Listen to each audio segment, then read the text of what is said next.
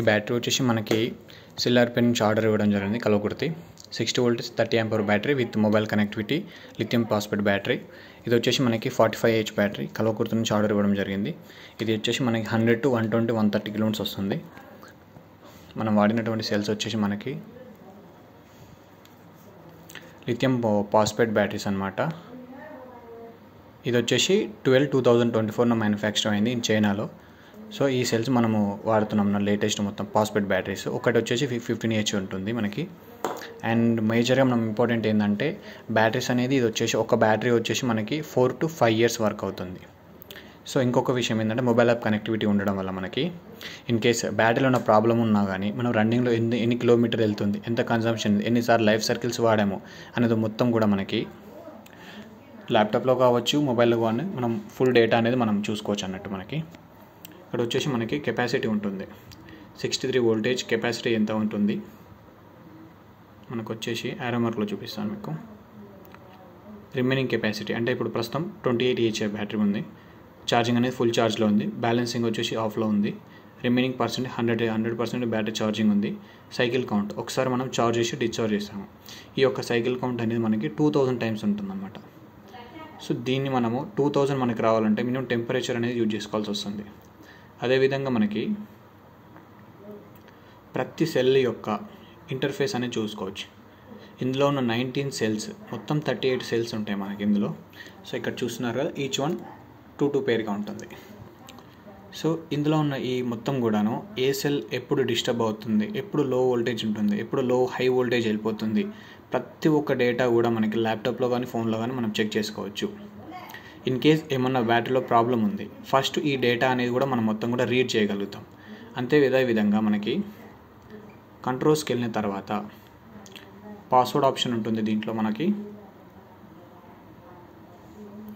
Password entry చేసిన తర్వాత మనకి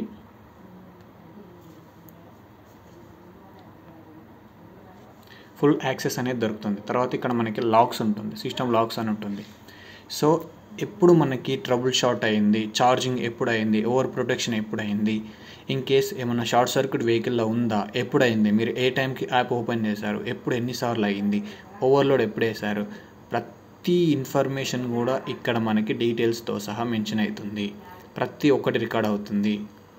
జస్ట్ 24 అవర్స్లో నేను ఎన్నిసార్లు ఓపెన్ చేశాను, ఎన్నిసార్లు ఓవర్ ఛార్జ్ ప్రొటెక్షన్ అయింది, యాప్ ఎప్పుడు క్లోజ్ చేశాను, ఎప్పుడు ఓపెన్ చేశాను, అంటే ఏ ఐపీ అడ్రస్కి కనెక్ట్ అవుతుంది, బటన్స్ ఎన్నిసార్లు యూజ్ చేశాను, ప్రతి ఒక్కటి కూడా ఇందులో అనే డీటెయిల్స్ అనేది చూపిస్తుంది. ఇన్ కేస్ కస్టమర్ ఏమైనా బ్యాటరీని ప్రెజర్ పెట్టినా ఇక్కడ ఉన్న పాస్వర్డ్ ఎంట్రీ చేసి నాకు ఫుల్ డేటా అంతా కూడా నేను చెక్ చేసుకోగలుగుతాను. సో దీనివల్ల సెక్యూర్ అనమాట. బ్యాటరీలో ఎలాంటి ప్రాబ్లం అనేది ఉండదన్నమాట. ఇన్ కేస్ ఎలాంటి ఇష్యూ అనే ప్రాబ్లం అనిపించినా కూడా ఇమీడియట్లీ మనకి డేటా అనేది మొత్తం కూడా సరిపోతుంది. అంతేకాకుండా వెహికల్లో ఏమైనా ప్రాబ్లం అనిపించింది, బ్యాటరీలో ఏమైనా ఇష్యూ ఉంది, సెట్టింగ్స్ కొంచెం చేంజ్ చేసుకుంటే సరిపోతుంది, మొత్తం కూడా సెట్ అయిపోతుంది. అండ్ టెంపరేచర్ సెన్సార్స్ ఉంటాయి మొత్తం దీంట్లో 4 టెంపరేచర్ సెన్సార్స్ ఉంటాయి మొత్తం కూడా.